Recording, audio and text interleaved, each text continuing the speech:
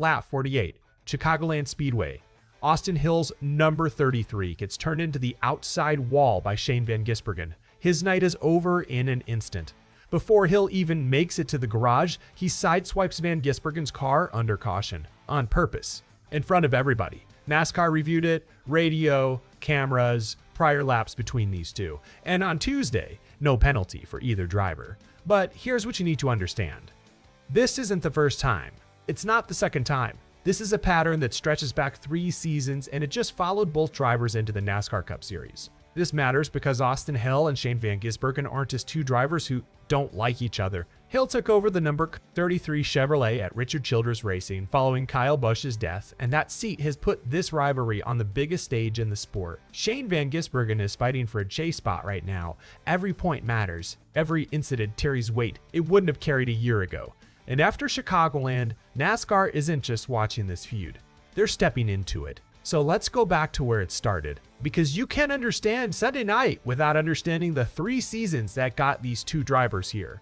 March 2024, Circuit of the Americas, the O'Reilly Auto Parts Series. Van Gisbergen has the lead on an overtime restart. Hill stays glued to his bumper going up the hill into turn 1. SVG runs wide, Hill takes the lead. Van Gisbergen doesn't let it go. On the final lap, he uses his front bumper on Hill entering turn 15.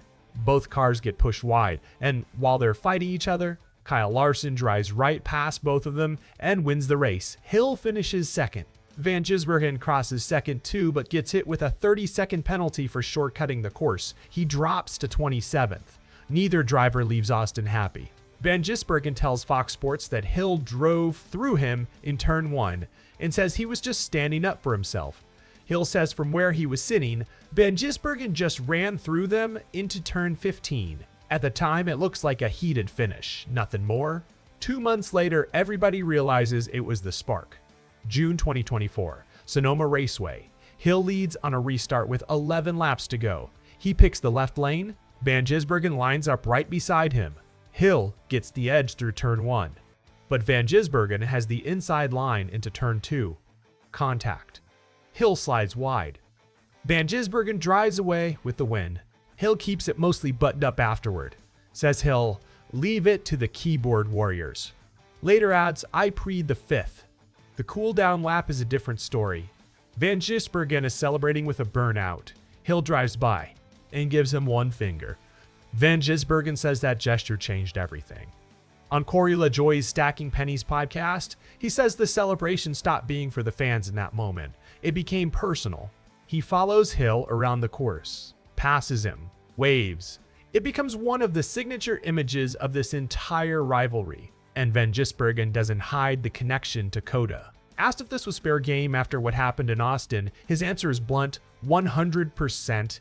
He says he hates thinking that way about racing, but by his count, they'd each taken a race win from the other now. COTA created the receipt. Sonoma cashed it. The feud goes quiet for a while after that. Then their paths cross again this summer in the Cup Series, and it starts heating right back up. Last month, Pocono Raceway. Stage 2. Van Gisbergen and Josh Berry make contact racing off turn 3. Hill goes 3 wide on the bottom. The stack-up sends Berry into the wall and collects a chain reaction of chase hopefuls, Van Gisbergen included. He finishes 31st. A week later, Naval Base Coronado. This one's harder to explain away. Lap 32, restart. Hill slides into Connor Zilisch entering turn 1. Both cars go into the fence. Van Gisbergen has nowhere to go. He's collected 2. Both Trackhouse racing cars wiped out. Hill, Zilisch, and Van Gisbergen credited 36th through 38th. For Van Gisbergen, that race was more than just points on a page. San Diego was a chance to make real ground in a tight chase picture. He leaves with 1 point, and he knows exactly who he's blaming. He says he'd been taken out 2 weeks running by the same driver, grouping San Diego with Pocono the week before. The following week at Sonoma, he says it took him a couple days to get past how angry he was. Then he goes out and wins the race anyway. Which brings us to Chicagoland. Lap 48, the wall. The retaliation under caution. From Hill's side, the contact is obvious enough that he doesn't feel the need to explain it. "I'm sure y'all have seen the replay," he says. "So, if I have to explain it, people probably need to get glasses." From Van Gisbergen's side, it's a racing incident. He says he was trying to find clean air, was tight, and that Hill chopped his nose before Hill hit the wall. He denies it was retaliation, but it's what happens on the radio that tells you how hot this really got. RCR team owner Richard Childress calls it payback for California. Spotter Derek Nealand refers to Van Gisbergen as Van Guggenheimer. Van Gisbergen gets one more shot in. Asked if he'll talk to Hill, he keeps it short. I'll talk to him, but he just grunts. And then NASCAR reviews it. Radio transmissions, camera angles, prior laps between the two drivers going back through this entire history. Their conclusion, according to NASCAR VP of Racing Communications Mike Ford on this week's Hauler Talk podcast, nothing proved the contact was 100% intentional and penalty worthy.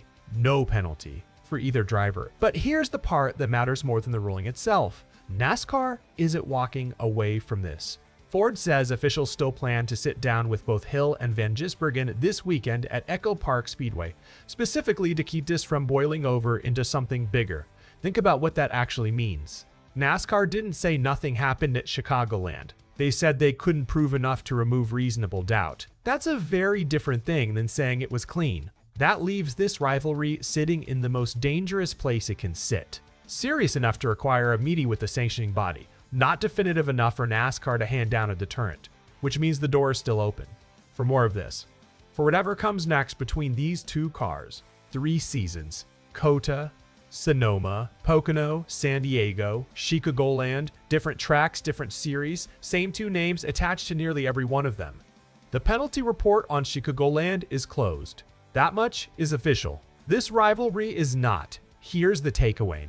NASCAR didn't clear Austin Hill and Shane Van Gisbergen of intent at Chicagoland. They simply couldn't prove it beyond doubt, and that's exactly why officials are sitting both drivers down this weekend.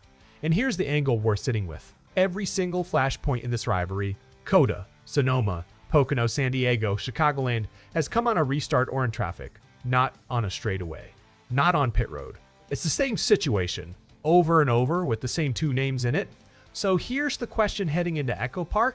With a chase spot still on the line for Van Gisbergen and NASCAR now stepping directly into this feud, is the next Hill-SVG incident the one that finally draws a penalty, or does it take something worse before NASCAR actually pulls the trigger? If you want to know how this plays out before anyone else, hit subscribe and turn on notifications, because Hill and Van Gisbergen are not done with each other, and this story is not finished.